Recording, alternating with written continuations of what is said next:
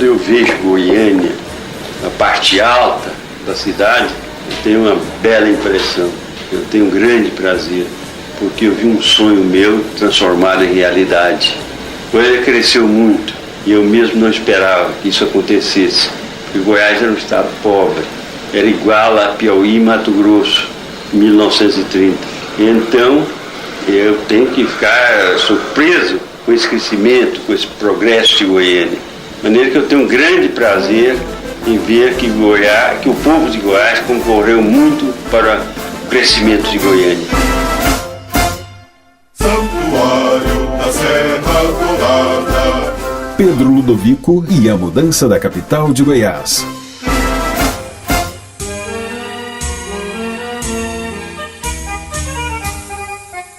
Pedro Ludovico Teixeira nasceu em 23 de outubro de 1891, na velha capital do estado de Goiás, atualmente cidade de Goiás, onde passou sua infância e adolescência. Filho de João Teixeira Álvares e de Josefina Ludovico de Almeida, apaixonado por Goiás, só deixou o estado para cursar medicina no Rio de Janeiro.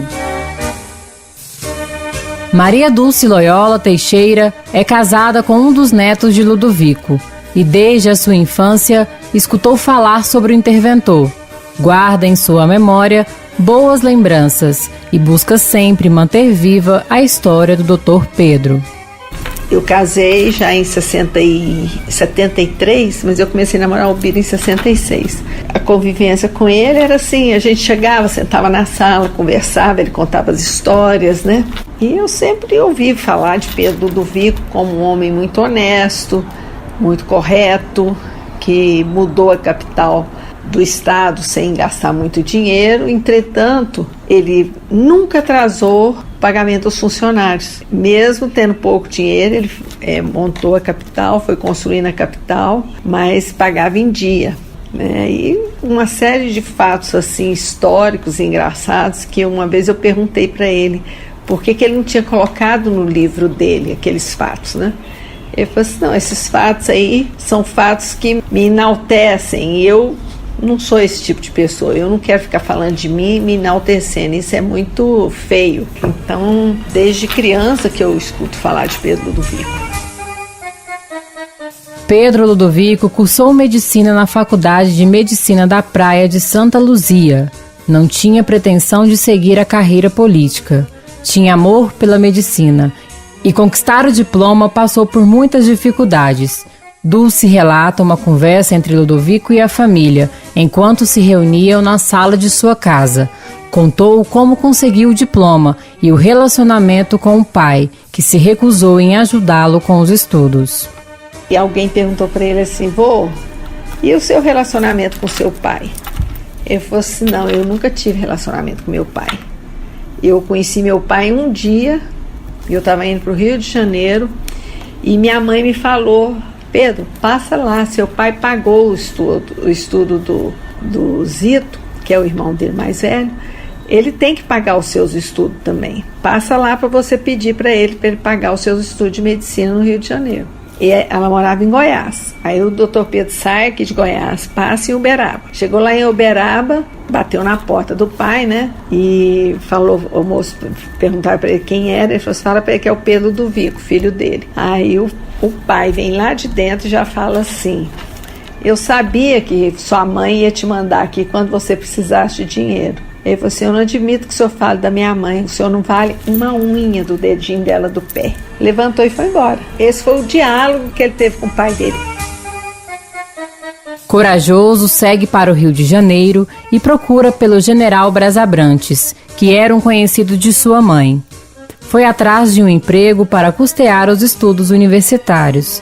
Então o general aconselhou que Pedro não trabalhasse e se dedicasse integralmente aos estudos. Braz Abrantes ofereceu a Pedro Ludovico um empréstimo que seria pago ao término do curso, porém recuou do combinado em razão do seu bom desempenho e do comportamento exemplar, demonstrando características de um profissional ético. Aí o Braz Abrantes começa a custear os estudos dele e manda uma carta para a família Caiado. Estou aqui custeando os estudos de um rapaz muito corajoso e destemido. Veio para o Rio de Janeiro estudar e eu agora estou ajudando. É uma pessoa para a gente ficar de olho para o futuro de Goiás. Em 1916, Pedro deixa o Rio de Janeiro e volta a Goiás formado em medicina. Durante o retorno à sua terra natal, percebeu que era uma cidade antiquada e não via oportunidade de crescimento. Passou 2 meses com os familiares e foi para Bela Vista, que também não atendeu às suas expectativas, e de lá seguiu estrada para Rio Verde.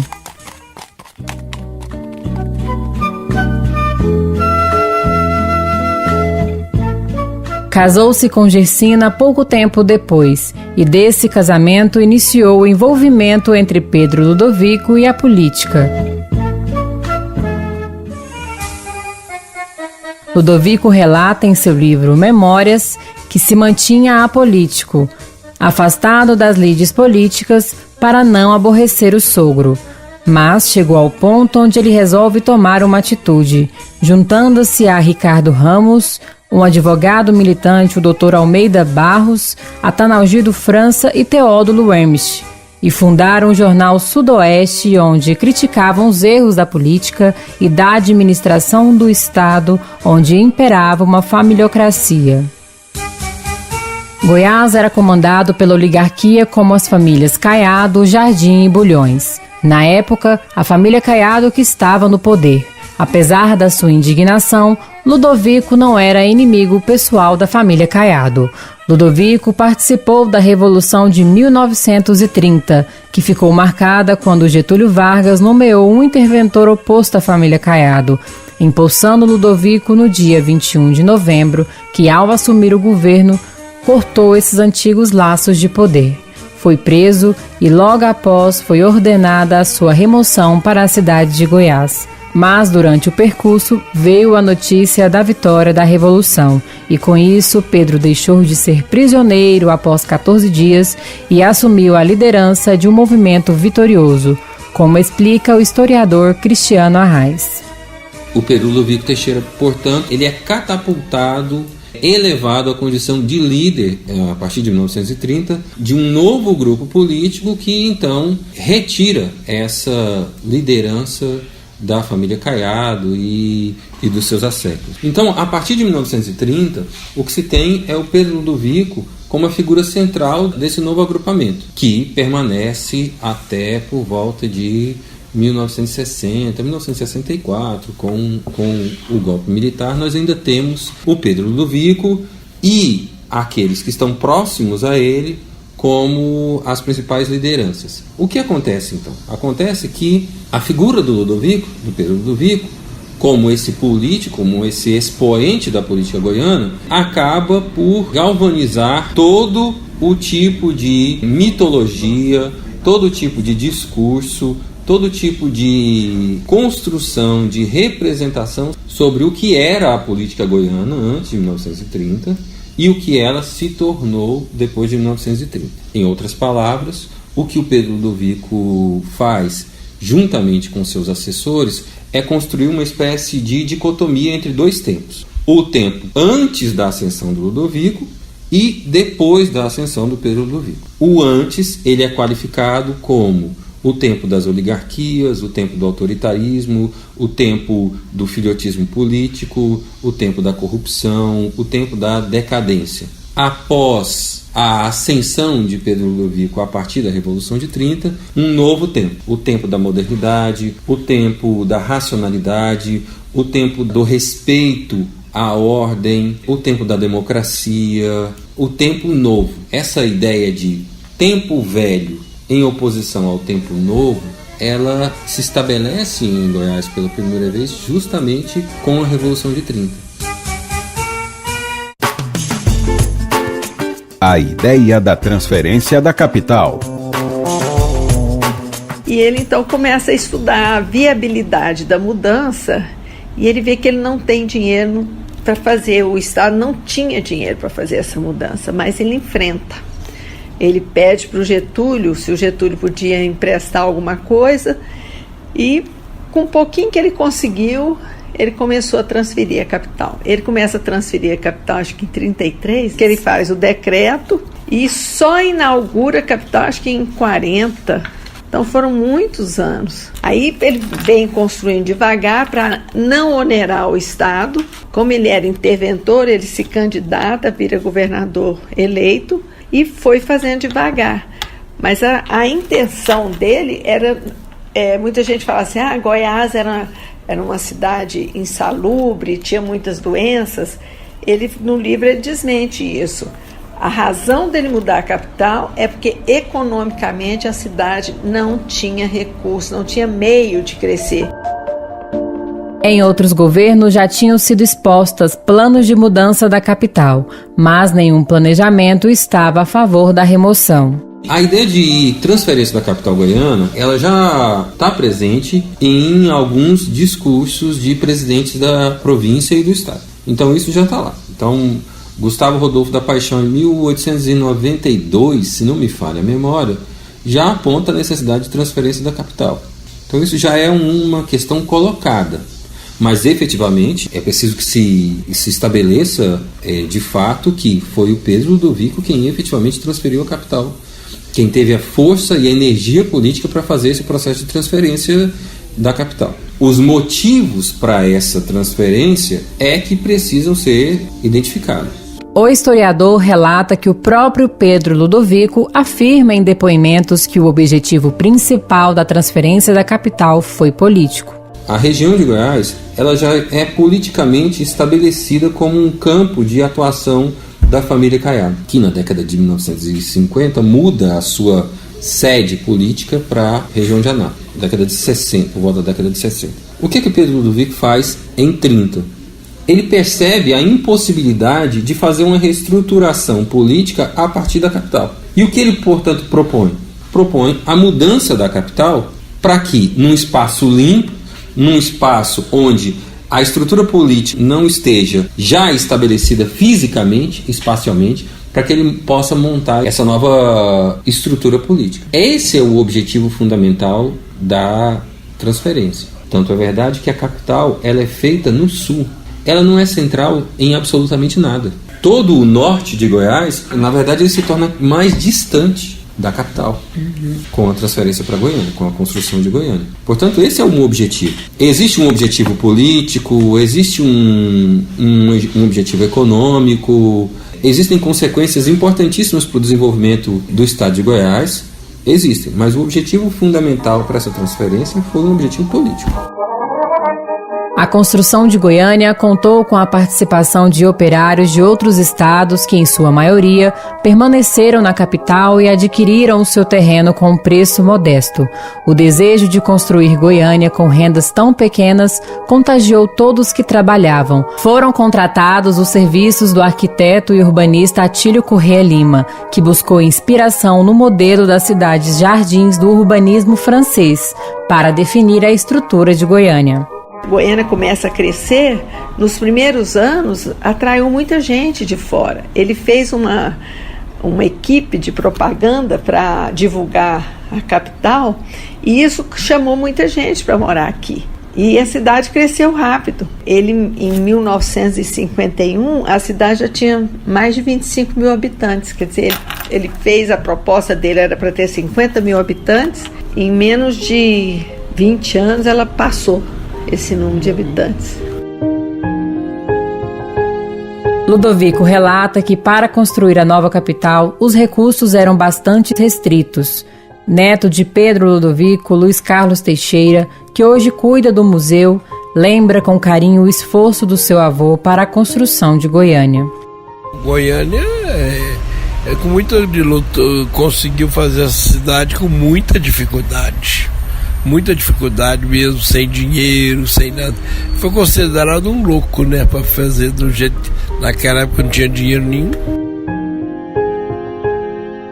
Eu fui considerado até um louco, porque o estado de Goiás rendia tão pouco, era um estado de pequena renda. Eu era um visionário, era considerado um visionário, um louco quase, sabe? Mas eu não me incomodava com essa ideia que faziam de mim, porque eu tinha um ideal em frente. Quando eu tenho um ideal, eu me bato por ele.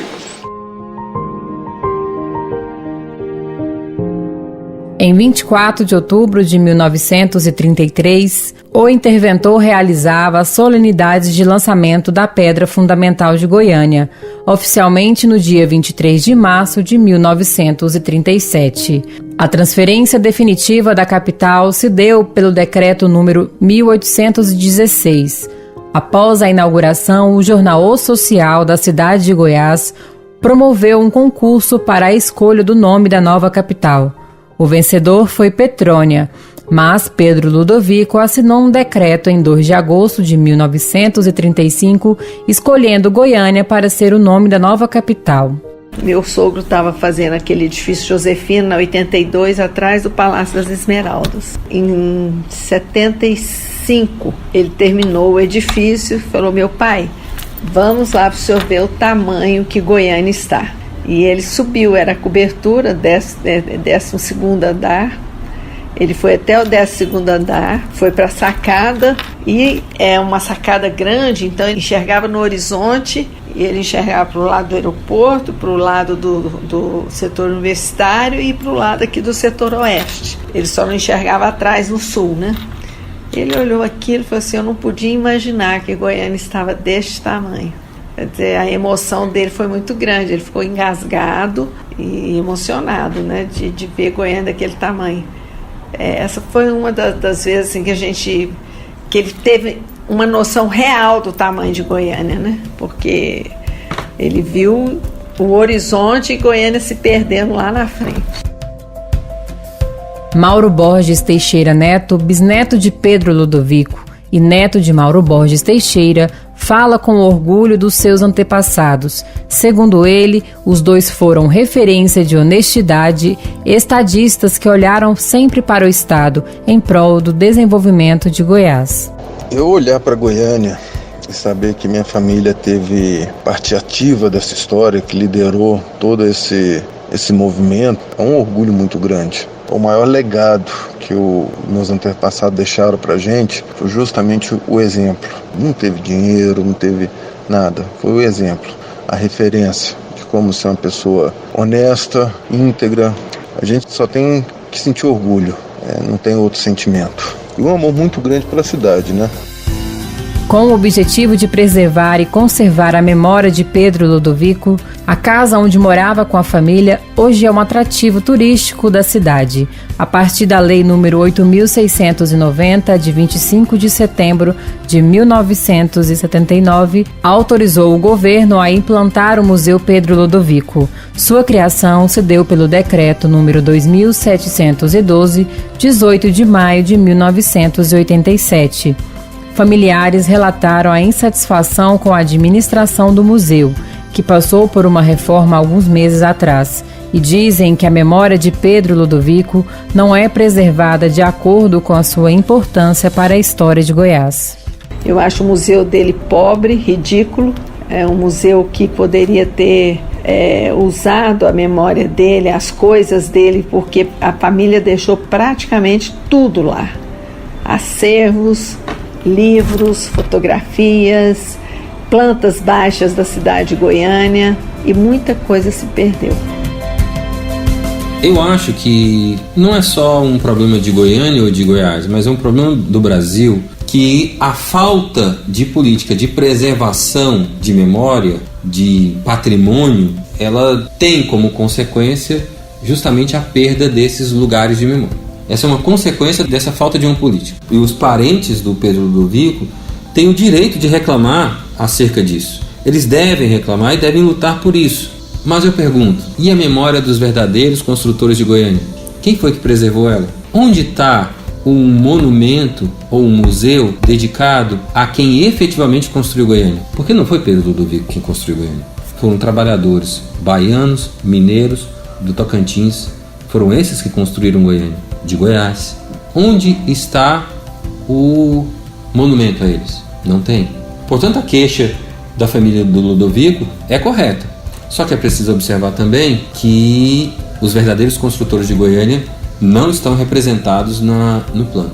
Nunca foram. Eles foram retirados do plano e mandados para áreas que hoje seriam consideradas de risco, como a Nova Vila. Toda a região do outro lado do Botafogo da Nova Vila era a região onde os trabalhadores moravam. Eles não podiam morar no plano, eles tinham que morar longe. Esses são os construtores. Onde é que está o museu para esses trabalhadores? Não existe. Não é porque ele é avô do meu marido que eu admiro ele, não. Eu cresci escutando falar de Pedro Ludovico e depois que eu casei, eu comecei ainda a admirá-lo mais. Minha vida foi sempre uma vida de luta, de dificuldade, de revolução, tudo isso. Interessante estar aqui na Serrinha e ver o progresso do Goiânia. A população enorme que o Goiânia tem. Tanta casa bonita, tantos edifícios.